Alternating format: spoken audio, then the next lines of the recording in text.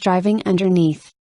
It's getting real. Essanyu libuzeewo okutta bannakibuga mu ggwanga lya China oluvannyuma lwa bbaasi lugogoma esaabaza abantu abawerera ddala 3 okutongozebwa. Bbaasi eno ekozesa enguudo zezimu n'emmotokka endala wabula yazimbibwa ngulumivu nga wansi waayo emmotoka endala zisigala zitambula. Bbaasi erina obuwanvu bwa fuuti 72 n'obugazi bwa fuuti 25. It was more of a proof of concept demo rather than a technical test run, because the vehicle here isn't the real deal.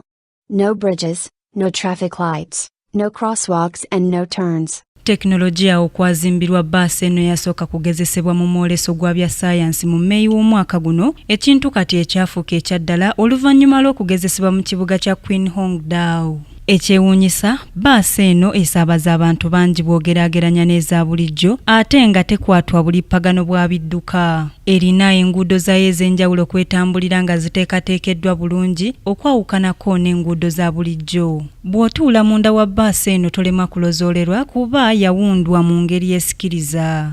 Okusinziira kw'omu ku bayinginiya abakoze bbaasi eno Songyozhu, bbaasi eno yakuyambako okukendeeza omugottekko gw'ebidduka mu bibuga bya China ebitali bimu. Bbaasi eno edduka kilomita 60 mu ssaawa y'emu lwe lugendo okuva e Kampala okutuuka Embikko. Bikukuŋŋaanyiriziddwa Basirika Sarah, Kingdom TV, amalindirire. This is Kingdom TV.